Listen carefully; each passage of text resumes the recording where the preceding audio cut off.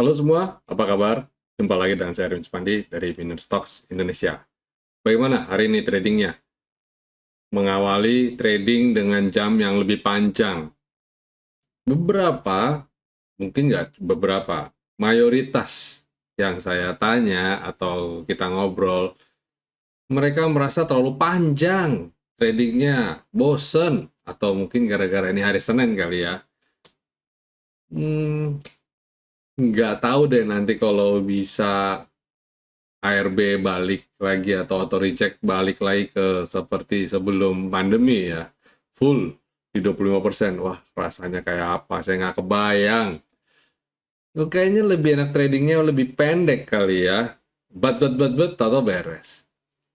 Ya, hari ini ada yang udah nonton webinar saya tadi bareng-bareng dengan Hewan Putri Sekuritas. Jika belum, eh, saya lagi mencoba memikirkan cara bagaimana caranya supaya video itu bisa ditayang. Tadi sempat direkam sebenarnya, tapi ya kita lagi mau cari cara nih gimana. Soalnya dia satu panjang, dua bahasannya cukup sensitif. Dan malam ini sebenarnya saya cukup capek untuk bikin video, tapi it's okay, saya tetap bikin. Ya, dan ada pembahasan tambahan yang ingin saya bagikan kepada teman-teman. Kalau tadi mengenai bagaimana kalau ada saham nyangkut, malam ini saya mau bahas mengenai membangun kebiasaan positif ya, ya untuk bagaimana menjadi seorang trader ya. Jadi ada 5 hal yang ingin saya bagikan bagaimana sih kita cara membangun kebiasaan positif untuk menjadi seorang trader yang profesional atau trader yang expert gitu ya. Oke, pertama adalah dari 5 hal yang bisa kita kita bentuk adalah kebiasaan di disiplin ya, menjalankan trading plan dengan disiplin. Jadi pastikan Bapak Ibu buat rencana atau strategi trading yang jelas ya, nggak boleh tuh namanya cuma sekedar ikut-ikutan orang ya, cuma berdasarkan rekomendasi. Ya rekomendasi bagus tapi harus disiplin ya, harus punya catatan ya. Jadi itu pertama. Kedua, memiliki manajemen resiko yang baik ya. Jadi setiap trader harus memiliki rencana manajemen resiko.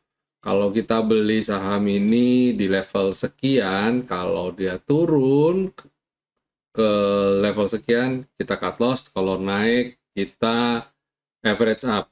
Ya, penting.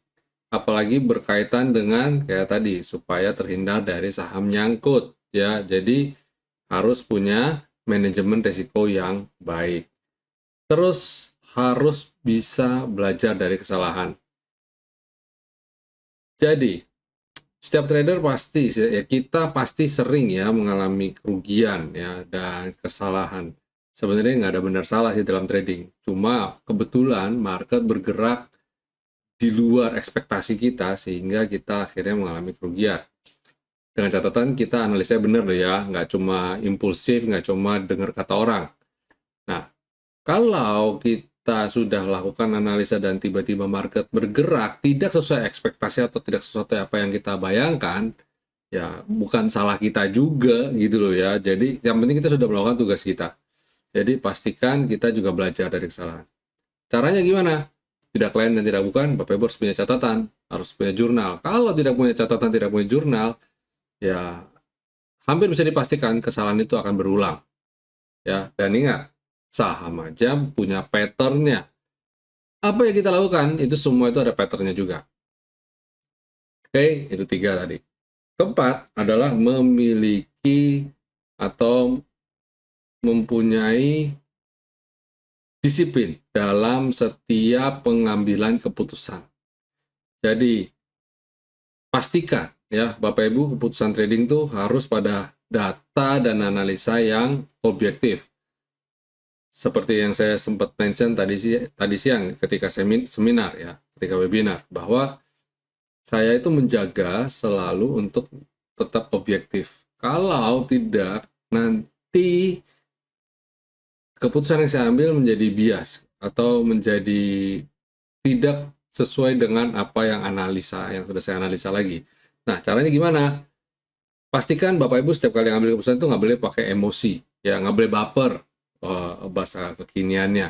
Jadi kalau Bapak Ibu punya disiplin, punya keyakinan, punya rule yang bisa Bapak Ibu terapkan, lakukan itu dengan disiplin.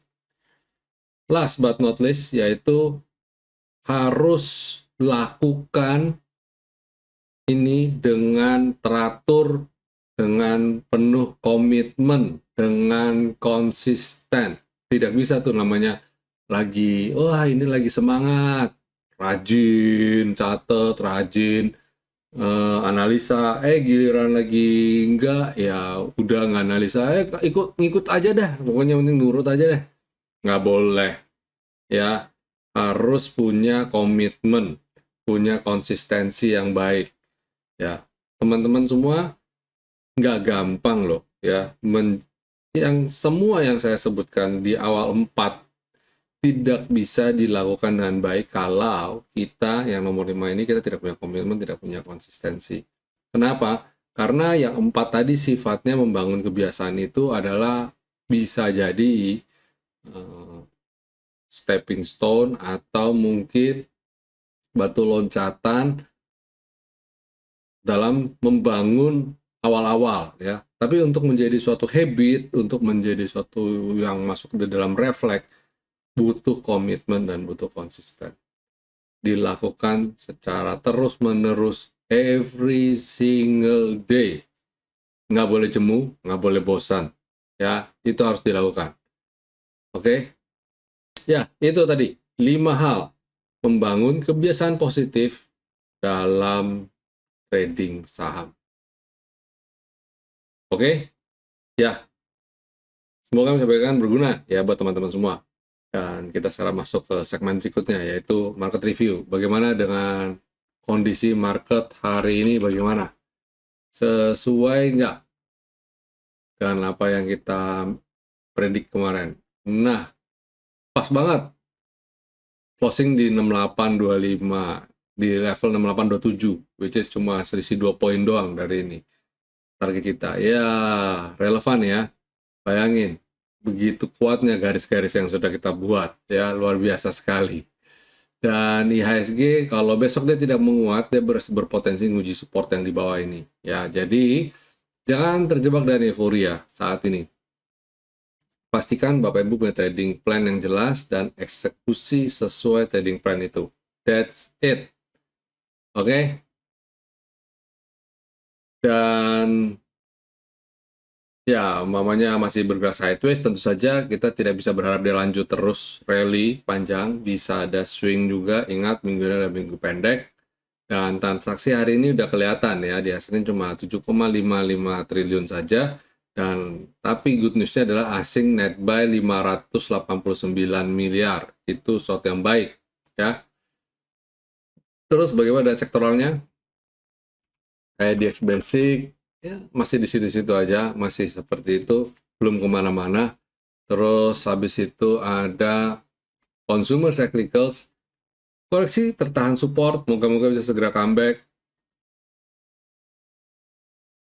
Sektor energi, ya nice ya, mencoba untuk rebound, mencoba untuk naik, moga-moga bisa breakout.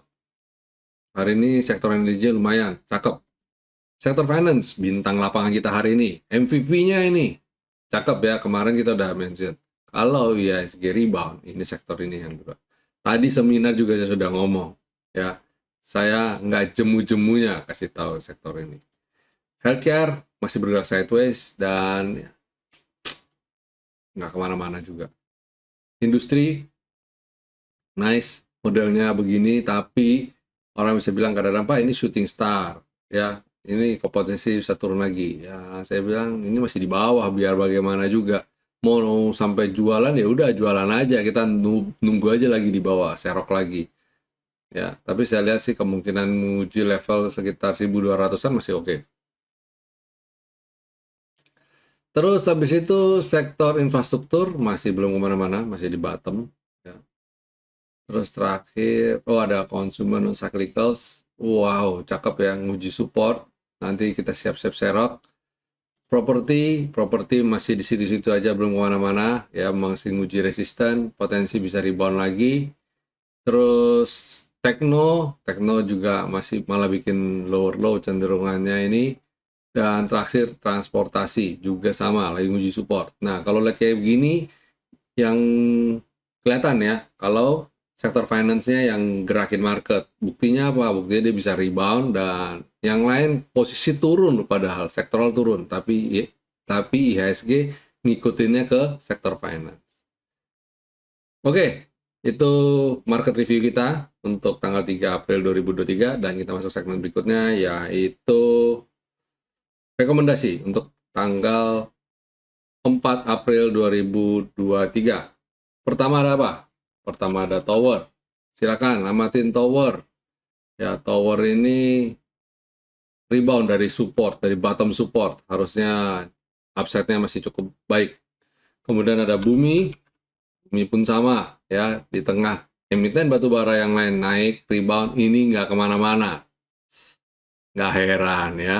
Habis Bumi ada satu lagi saudaranya, saudara mudanya ya, BRMS ya, lagi disupport juga. Icip-icip belilah, targetnya lumayan kok ya.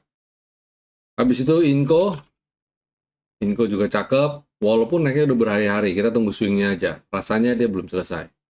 Last but not least yaitu Bird. Nah, di tengah kondisi dia uptrend, dia koreksi dalam dan lagi menuju support. Moga-moga sampai ke support dan kita expect buy aja. Kalau jebol bottom top box-nya, tunggu di bawah sini ya. Siap-siap antri di bawah sini. Baik, teman-teman, itu dulu sharing saya hari ini, market review serta rekomendasi untuk perdagangan tanggal 4 April 2023. Semoga Pak saya berikan berguna, bermanfaat bagi teman-teman semua. Oke, ya, saya benar-benar capek sekarang. Sekarang harus istirahat. Stay safe semuanya, stay healthy, and God bless you all. See you.